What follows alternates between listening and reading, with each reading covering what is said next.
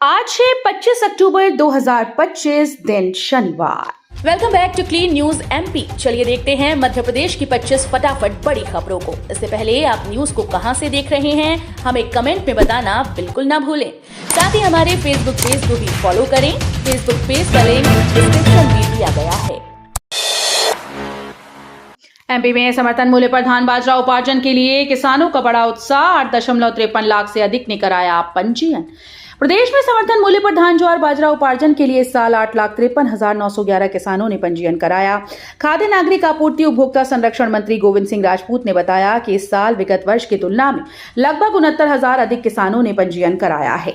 धान उपार्जन के लिए 8,47,830, ज्वार के लिए 2,601 और बाजरा के लिए 5,545 किसानों ने पंजीयन कराया।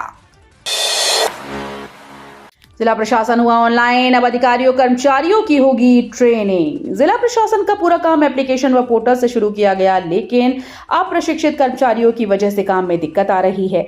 प्रशासन के विभिन्न विभागों ने अपने अपने उच्च अधिकारियों को इसकी शिकायत दी। इसके बाद इन्हें प्रशिक्षित करने की कवायद अब शुरू हो गई है। इनकी विशेष ट्रेनिंग होगी। बताया जा रहा है कि 60% से ज्यादा प्रशासनिक अफसर राजस्व अधिकारियों को हाईटेक तकनीक सीखने की जरूरत है। भोपाल में अब कार्बाइड गन खरीदना बेचना बैन, पकड़े गए तो होगा कड़ा एक्शन, आदेश जारी। मध्य प्रदेश की राजधानी भोपाल समेत राज्य के कई जिलों में दिवाली के मौके पर कार्बाइड गन खासा चर्चा में रही। पहली चर्चा तो इस गन के चने की आवाज रही और दूसरी चर्चा दुर्घटनाओं की हुई, जो इस घातक कार्बाइड गन की आतिशबाजी से हुई, क्योंकि राजधानी में कई बच्चों से लेकर बड़े तक इस कार्बाइड गन के शिकार होकर घायल हुए। सामने आई इन घटनाओं के बाद जिला प्रशासन सख्त हो गया। इस गुरुवार को कलेक्टर कौशलेंद्र विक्रम सिंह ने धारा 163 के तहत तत्काल प्रभाव से कार्बाइड गन की बिक्री, खरीद और भंडारण पर प्रतिबंध लगा दिया। एम्स में नई तकनीक से प्रोस्टेट का इलाज, बिना चीरे बिना भर्ती के मरीज होंगे ठीक, यौन क्षमता भी सुरक्षित। एम्स भोपाल ने मध्य प्रदेश में चिकित्सा विज्ञान की दिशा में एक और बड़ी उपलब्धि हासिल की। संस्थान में अब प्रोस्टेट आर्टरी एम्बोलाइजेशन तकनीक से बढ़े हुए प्रोस्टेट का उपचार शुरू किया गया। यह प्रक्रिया पूरी तरह से बिना सर्जरी, बिना भर्ती, बिना चीरे के की जाती है।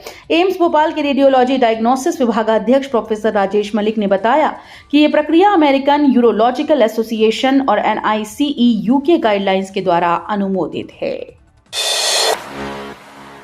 सेवा शुल्क न बढ़ाने पर LPG वितरक बंद करेंगे गैस की सप्लाई। देश भर में LPG वितरकों ने सेवा शुल्क बढ़ाने की मांग को लेकर चरणबद्ध आंदोलन शुरू किया। इंदौर में भी शुक्रवार से आंदोलन की शुरुआत की गई। इंडियन ऑयल, HPCL और BPCL के LPG वितरकों ने सेवा शुल्क में बढ़ोतरी की मांग को लेकर प्रशासन को ज्ञापन सौंपा। उन्होंने चेतावनी दी है कि यदि उनकी मांगों पर कार्रवाई न की गई तो 6 नवंबर के बाद गैस सिलेंडर की सप्लाई बंद कर दी जाएगी। सवर्ण आरक्षण के लिए करनी सेना शुरू करेगी WS क्रांति, उज्जैन से होगा आंदोलन। मध्य प्रदेश में सवर्णों को आरक्षण दिलाने के लिए करनी सेना EWS क्रांति की शुरुआत करेगी। संगठन के प्रदेश अध्यक्ष अनुराग प्रताप सिंह राघव ने भोपाल में पत्रकार वार्ता कर इस बात की जानकारी दी। उनका कहना है कि इस आंदोलन का उद्देश्य अन्य आरक्षित वर्गों की तरह सवर्णों को भी उनके कोटे का आरक्षण सरल और बिना शर्तों के दिलाना है। यह आंदोलन 26 अक्टूबर को उज्जैन से एक बड़े प्रदर्शन के रूप में शुरू होगा। इंदौर और भोपाल के आर्थिक क्षेत्रों के लिए बनेगा समग्र मास्टर प्लान। मध्य प्रदेश में ग्रोथ हब पहल के तहत इंदौर और भोपाल के आर्थिक क्षेत्रों के लिए समग्र मास्टर प्लान तैयार किया गया। इस पहल का औपचारिक शुभारंभ मंत्रालय में हुई बैठक में मुख्य सचिव अनुराग जैन की अध्यक्षता में किया गया। नीति आयोग और मध्य प्रदेश सरकार के संयुक्त प्रयास से यह महत्वाकांक्षी योजना इन शहरों के लिए दीर्घकालिक और व्यापक आर्थिक विकास रणनीति तय करने में मदद करेगी। विशेषज्ञों के अनुसार यह कदम प्रदेश की आर्थिक प्रगति को नई दिशा में महत्वपूर्ण साबित होगा। इंदौर में इंडस्ट्री हाउस पुल का चौड़ीकरण, यातायात सुगम बनाने 100 फीट तक बढ़ेगी चौड़ाई। इंदौर नगर निगम इंडस्ट्री हाउस के पास के पुल का चौड़ीकरण करने जा रहा है। मौजूदा पुल केवल 30 फीट चौड़ा है, जिसे 100 फीट तक विस्तारित किया जाएगा। खास बात यह है कि पुराने पुल को तोड़े बिना ही नया निर्माण होगा। शुक्रवार को महापौर पुष्यमित्र भार्गव ने चौड़ीकरण का निरीक्षण किया। उन्होंने न्यू पलासिया स्थित ओम शांति भवन से स्वीट्स तक जाने वाले मार्ग का भी अवलोकन किया। ये परियोजना शहर में बढ़ते यातायात को सुगम बनाने में मदद करेगी।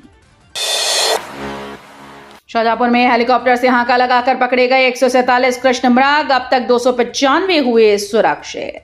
शाजापुर जिले में दक्षिण अफ्रीकी विशेषज्ञों की मदद से कृष्ण मृग और नीलगाय पकड़ने का अभियान जारी है।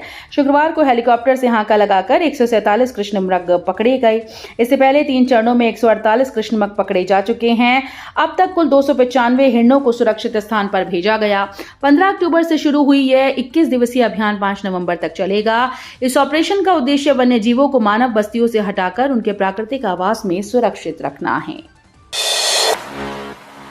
मध्य प्रदेश भाजपा की नई कार्यकारिणी में युवाओं को बड़ा मौका, साधा जातीय संतुलन। मध्य प्रदेश भाजपा की नई कार्यकारिणी में इस बार युवाओं को विशेष तवज्जो दी गई। पिछली कार्यकारिणी में नेताओं की औसत आयु 50 से 60 वर्ष थी, जबकि नई टीम में ये घटकर 45 से 55 वर्ष रह गई। संगठन ने जातीय और क्षेत्रीय संतुलन पर भी ध्यान दिया।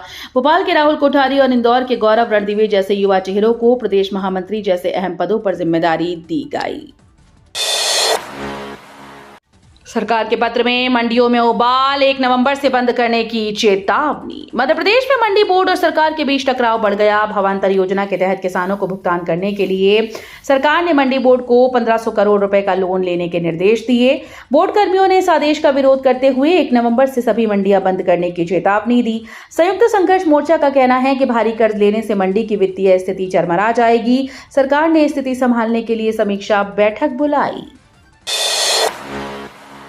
किसानों के लिए खुशखबरी, नवंबर के पहले हफ्ते में आएगी पीएम किसान की 21वीं किश्त। केंद्र सरकार ने पीएम किसान सम्मान निधि की 21वीं किश्त को लेकर बड़ा अपडेट जारी किया है। देश भर के करोड़ों किसानों को अब नवंबर 2025 के पहले हफ्ते में 2000 रुपए की राशि मिलने वाली है। मध्य प्रदेश के 1.5 करोड़ से ज्यादा किसान लाभान्वित होंगे। सरकार ने चेतावनी दी है कि जिन किसानों ने eKYC या भूलेख सत्यापन पूरा नहीं किया, उनकी किश्त रोकी जा सकती है। इस घोषणा को किसानों के लिए दिवाली के बाद की असली सौगात माना जा रहा है। इंदौर में बीएसएफ दीक्षांत परेड, 141 नए जवानों ने ली राष्ट्र रक्षा की शपथ। इंदौर स्थित सीमा सुरक्षा बल प्रशिक्षण केंद्र में दीक्षांत परेड का आयोजन हुआ, जिसमें 141 नव आरक्षकों ने राष्ट्र रक्षा की शपथ ली। परेड में जवानों ने अनुशासन और पराक्रम का शानदार प्रदर्शन किया। बीएसएफ महानिरीक्षक आलोक कुमार सिंह मुख्य अतिथि के रूप में उपस्थित रहे। शपथ के बाद जवानों ने भांगड़ा और डंबल शो जैसी सांस्कृतिक प्रस्तुतियां दी। ये सभी जवान अब देश की सीमाओं पर तैनात होकर सुरक्षा की जिम्मेदारियां निभाएंगे। मध्य प्रदेश में अब मार्च से शुरू होगा नया सत्र। 10वीं 12वीं के 2 बार होंगे एग्जाम। राष्ट्रीय शिक्षा नीति के तहत मध्य प्रदेश के स्कूली शिक्षा व्यवस्था में बड़ा बदलाव होने जा रहा है। अब राज्य के सभी स्कूल में नया शैक्षणिक सत्र 1 मार्च से शुरू होगा। वहीं कक्षा 10वीं और 12वीं के विद्यार्थियों को साल में 2 बार बोर्ड परीक्षा देने का मौका मिलेगा, जिसमें बेहतर प्रदर्शन वाले परिणाम को अंतिम माना जाएगा। स्कूल शिक्षा विभाग के अनुसार परीक्षाएं अब फरवरी में पूरी कराई जाएंगी, ताकि मार्च से नया सत्र शुरू हो सके। इसका उद्देश्य छात्रों का समग्र विकास और परीक्षा दबाव कम करना है। मध्य प्रदेश के हर जिले में बनेगा गीता भवन, भोपाल में होगी शुरुआत। मुख्यमंत्री डॉक्टर मोहन यादव ने प्रदेश के सभी जिलों में गीता भवन बनाने की घोषणा की। राजधानी भोपाल में पहला गीता भवन बनने की तैयारी शुरू हो चुकी है। इसके लिए स्थान तय कर लिया गया है। ये भवन धार्मिक, सांस्कृतिक, शैक्षणिक गतिविधियों का केंद्र होगा। यहाँ गीता अध्ययन, प्रवचन, आध्यात्मिक कार्यक्रम आयोजित किए जाएंगे। सरकार का लक्ष्य है कि हर जिले में गीता भवन बनाकर सनातन संस्कृति का प्रचार प्रसार हो। कोदो कुटकी के किसानों को मिलेगा बोनस, श्री अन्न योजना में होगा पंजीकरण। मध्य प्रदेश सरकार ने किसानों को बड़ा तोहफा दिया है। अब कोदो और कुटकी जैसे मोटे अनाज के फसलों पर बोनस दिया जाएगा। ये योजना रानी दुर्गावती श्री अन्न प्रोत्साहन योजना के तहत लागू की गई। किसानों को पंजीकरण कराना होगा, जिसके बाद उनकी उपज सरकारी खरीद केंद्रों पर ली जाएगी। बोनस राशि प्राप्त क्विंटल के हिसाब से दी जाएगी। सरकार का उद्देश्य किसानों की आय बढ़ाना और मिलेट्स उत्पादन को बढ़ावा देना है। डिप्टी सीएम राजेंद्र शुक्ल पहुंचे हमीदिया अस्पताल, घायलों का जाना हाल, सख्त कार्रवाई के दिए निर्देश।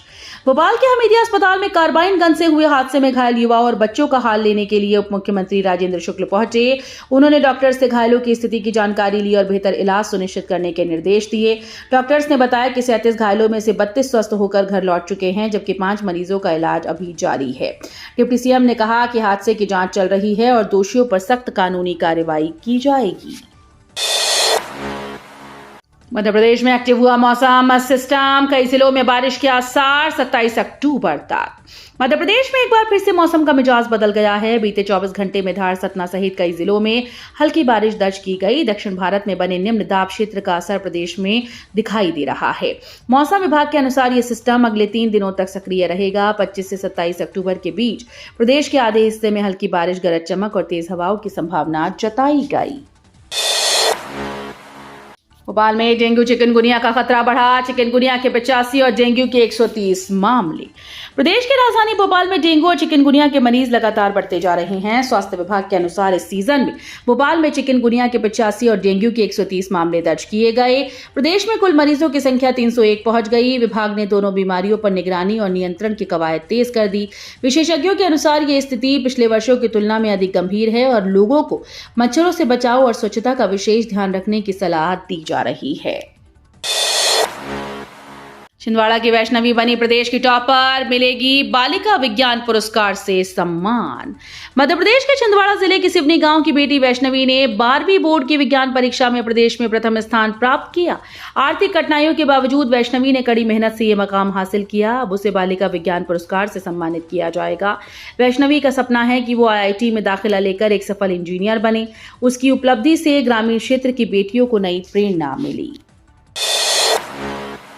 निर्मला सीतारमण ने GST विभाग को टैक्स पेयर्स के साथ इज्जत से पेश आने का निर्देश दिया।